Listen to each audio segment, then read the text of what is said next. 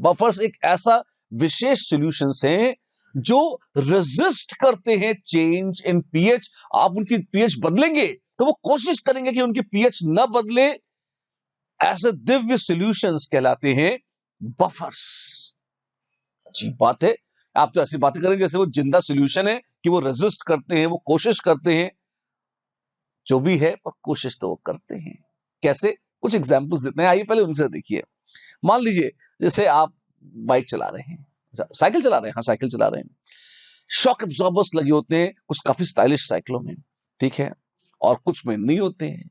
ऊबड़ खाबड़ रोड पे आप जा रहे हैं तो क्या होगा, आप महसूस करेंगे, अभी देखिए झटका लगा है ना, ठीक है लगा, फाइन, जोर का झटका, जोर से लगा। और यहां शॉक एब्जॉर्बर है, जोर का झटका था लेकिन धीरे से लगा। क्यों? जो शॉक एब्जॉर्बर था, नाम ही है शॉक एब्जॉर्बर, तो उसने शॉक एब्जॉर्ब कर लिया, उसने बफर कर लिया किसको, उस झटके को। तो उस इंसान को जिसके ऊपर बैठा था उतना भयानक झटका नहीं लगा। अच्छा, ऐसे ही बफर सॉल्यूशंस क्या है? Solutions which resist a change in their pH. कब? On addition of small quantity of small acid or small base. Such solutions are called buffer solutions. अच्छा, ये स्मॉल क्वांटिटी क्यों बोला है?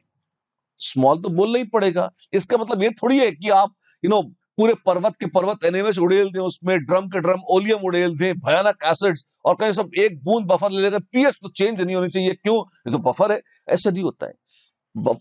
थोड़ी सेंसिबल बात करें अपन कि अगर ऐसा सॉल्यूशन जिसमें अगर कम मात्रा में, हम जैसे एक सुई डुबो के निकाली, वो कम मात्रा है, तब भी उसने न्यूट्रल वाटर की पीएच 4 यूनिट चेंज कर दी थी। हाँ जी, तो अगर थोड़ा सा ऐसे ही HCl या NaOH डालें, अगर बफर सॉल्यूशन है तो उसकी खासियत ये होगी कि पीएच ज्यादा बदलेगी नहीं, वो रेजिस्ट करेगा सॉल्यूशन चेंज इन पीएच। अगर ऐसा है तो वो सॉल्यूशन कहलाएगा एक बफर सॉल्यूशन।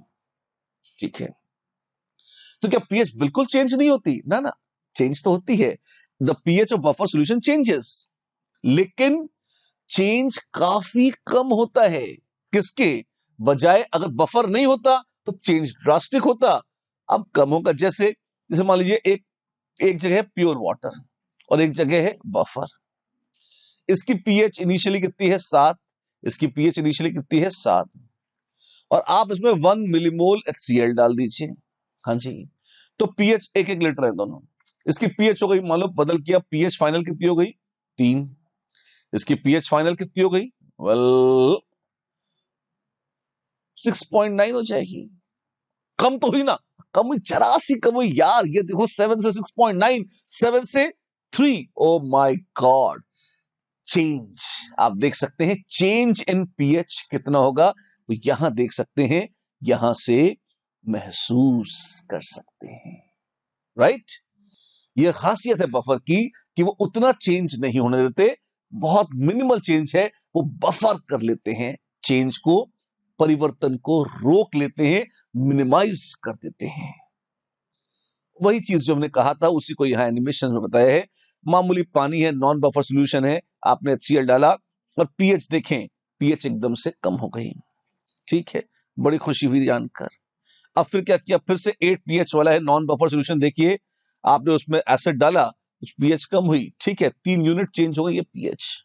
अच्छा, अगर वही बफर है, उसकी भी पीएच 8 है और यहां पे एसिड डाल रहे हैं, उतना ही एसिड डाल रहे हैं, लेकिन नालायक की पीएच देखो कितनी बदल रही है, 8 से घटी 7.8 पे रुक गई गाड़ी। अरे खाली 0.2 यूनिट चेंज हुई। जी हाँ, उसने रेजिस्ट कर लिया चेंज इन पीएच। अरे वाह, तो ये बफर है। जी हाँ, यही बफर है। राइट, ठीक है। बफर्स में भी लोग टाइप वाइप बनाने की कोशिश करते हैं, भाई कैसे तरह के हो सकते हैं, कुछ मिक्स्ड बफर हो सकते हैं, कुछ सिंपल बफर हो सकते हैं। अच्छा, सिंपल बफर क्या है? अगर वीक एसिड और वीक बेस का सॉल्ट है, अच्छा, या अगर कोई एम्फीप्रोटिक स्पीशीज है, तो वो अपने आप में बफर का काम कर लेती है। अच्छा, ऐसा है? जी हाँ, वो अपने आप में ही बफर का काम कर लेती है, तो लोग उसे सिंपल बफर कहते हैं। जैसे जैसे CH3COONH4, ये है salt of weak acid and weak base. या एम्फीप्रोटिक स्पीशीज जैसे NaHCO3। अच्छा, एम्फीप्रोटिक स्पीशीज वो लोग अलग यहां से थोड़ा सा मोस्टली अलग हटा के रखते हैं, वो कोशिश करते हैं कि उसके साथ मिक्सचर ही बना दें, पर नॉनदलेस बफर एक्शन तो इनमें दिखता है। ठीक है, और अगर उसी की बजाय मिक्स्ड बफर्स की बात करें तो ये कब है, ये दो तरह की स्पीशीज को मिक्स करके बनाए जाते हैं। कैसे? या तो किसी वीक एसिड और उसके सॉल्ट को, या किसी वीक बेस और उसके सॉल्ट को। अगर वीक एसिड और उसका सॉल्ट मिलाए हैं तो लोग बोलते हैं एसिडिक बफर, और अगर वीक बेस और उसका सॉल्ट मिलाया है तो लोग बोल देते हैं बेसिक बफर। ठीक है, वीक एसिड तो एसिडिक बफर को और ढंग से बताइए। आपके पास एक वीक एसिड जैसे एसिटिक एसिड, और आप उसका सॉल्ट लेंगे स्ट्रॉन्ग बेस के साथ सोडियम एसिटेट, इनको मिक्स करेंगे और ये बन जाएगा एक बफर।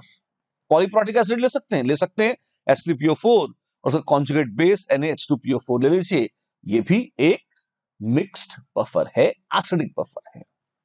ठीक है, पीएच कैसे निकालेंगे? हाँ, ये देखते हैं। मान लीजिए एसिडिक एसिड का डिसोसिएशन रिएक्शन लिखा है, एसिडिक एसिड टकड़क acetate ions plus H plus, या HA टकड़क H plus plus A-। Buffer कैसे बनाया था, मिक्स्ड बफर कैसे बनाया था? आपके पास कुछ कंसंट्रेशन है एसिड का इनिशियली, और कुछ कंसंट्रेशन कॉन्जुगेट बेस का है इनिशियली। इनिशियली देखिए ये इस तरह से है, अच्छा लग रहा है, राइट? चेंज कितने का आएगा? वेल, मान लीजिए यहां से चला गया X तो यहां बना X, तो यहां बन जाएगा X, तो एट इक्विलिब्रियम क्या होगा? वेल, एट इक्विलिब्रियम हो जाएगा CA माइनस X, X और CB प्लस X। अच्छा, जो लगभग बराबर है CA के और जो लगभग बराबर है CB के। ओके, ये कैसे कहा? Common an effect. X था वो एसिटिक एसिड जो डिसोसिएट हो गया, वीक इलेक्ट्रोलाइट है एसिटिक एसिड, और एसिटेट आयंस सोडियम एसिटेट के रूप में डाले गए थे, वो स्ट्रॉन्ग इलेक्ट्रोलाइट था, वो तो सॉल्ट था। तो कॉमन आयन था एसिटेट आयन, और वो दो जगह से आ रहा है, वीक इलेक्ट्रोलाइट एसिटिक एसिड और स्ट्रॉन्ग इलेक्ट्रोलाइट सोडियम एसिटेट से। तो हम मान लेंगे लगभग सारा का सारा आ रहा है किससे? सॉल्ट से, जो कि स्ट्रॉन्ग इलेक्ट्रोलाइट है, और वीक इलेक्ट्रोलाइट लगभग अनडिसोसिएटेड है। That was a direct consequence of common ion effect. ठीक है, अगर ऐसा है फिर तो के में सब्स्टिट्यूट कर दो।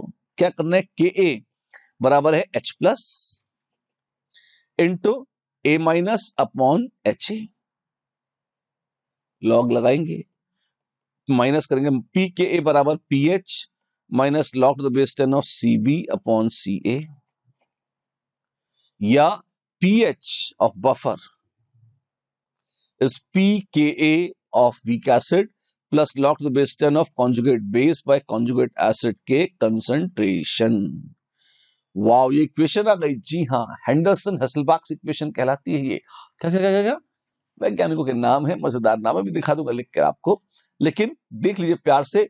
खाली के की इक्वेशन को लॉग लगा के लिया है हमने, उसी में आ गई है इक्वेशन, जैसे ये जगत प्यार से हेंडरसन इक्वेशन कहता है। वो जल्दी जल्दी आपने फॉरवर्ड कर दिया, दिख नहीं रहा, वो बहुत छोटा सा मैंने आपको डेरिवेशन दिखाया था, वही थोड़ा लॉन्गिश फॉर्म में है। आप टेंशन मत लीजिए, काम की बात ये है। आप देखिए Henderson Hasselbalch equation, right? pH is pK plus log of concentration of conjugate base by conjugate acid, conjugate base by conjugate acid। यही वो इक्वेशन थी जो हमने डायरेक्ट वहां डिराइव कर ली थी। आसान है, शानदार है।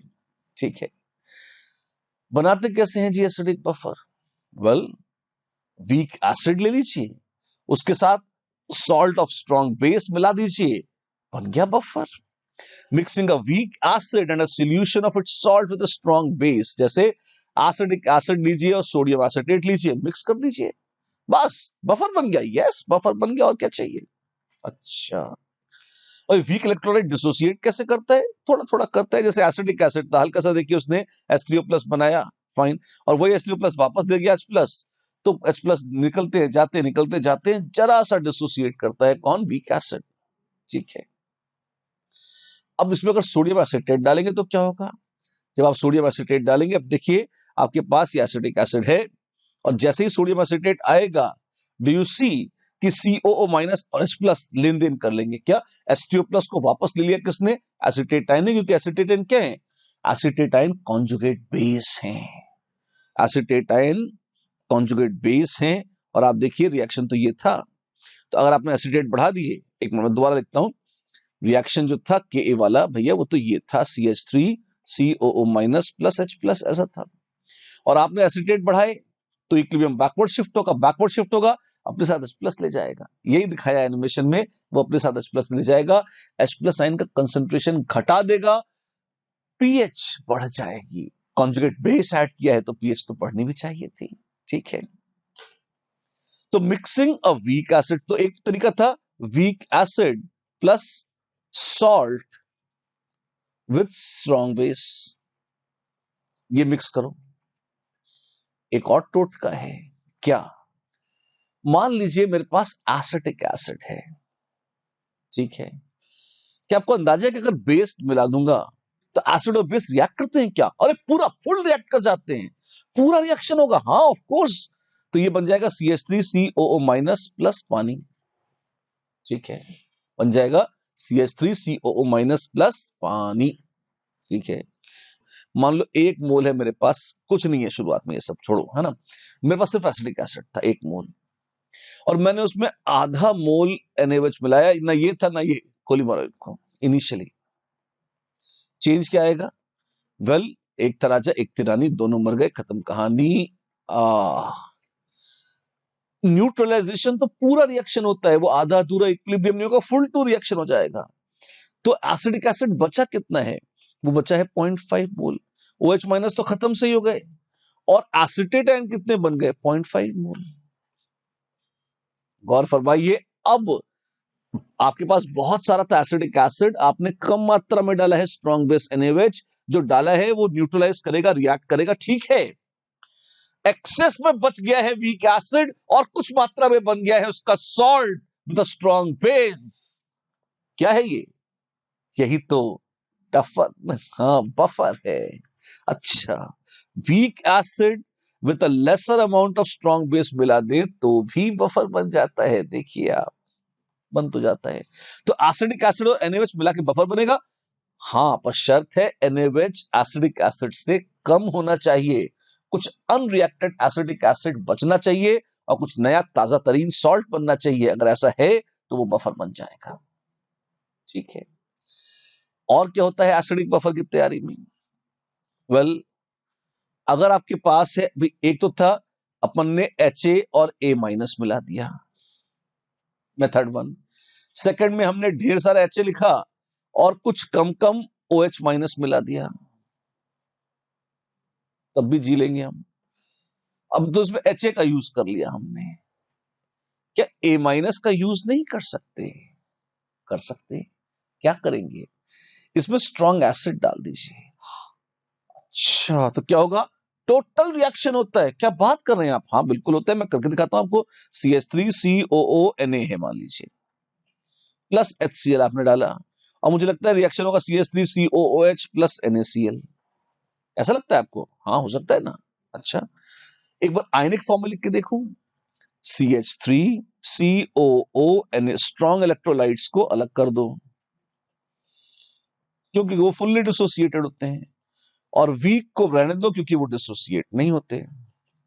क्लोराइड काटा, सोडियम काटा, ओके। तो क्या है? तो मेरे पास है CH3COO- plus H+ giving CH3COOH। ये रिएक्शन आता है। अगर इक्विलिब्रियम पकड़ो तो डू यू सी दैट ये 1/Ka है, मतलब एसिडिक एसिड से मिलता है एसिटेट और H+, ये Ka था, उसका उल्टा है तो ये 1/Ka है। And Ka is very less, 10⁻⁵, तो 1/K is very high, this is very very high. इसका मतलब जितना भी H+ डालो एसिटिक एसिड में, सारा रिएक्ट करके पूरा मस्त एसिटिक एसिड बना देता है।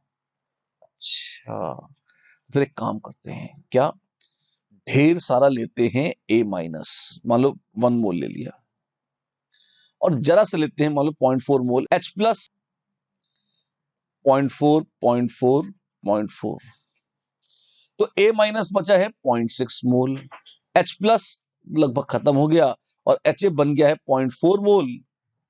अरे HA है और A माइनस है, मौका भी और दस्तूर भी, वाह ये क्या है, तो बफर है। तो ये तीसरा मेथड है, एक HA और A माइनस मिला दो, दूसरा HA के साथ कम कम OH माइनस मिला दो, और तीसरा A माइनस के साथ कम कम H प्लस मिला दो। तीनों ही टोटकों से, तीनों ही तरीकों से बन जाएगा बफर, राइट।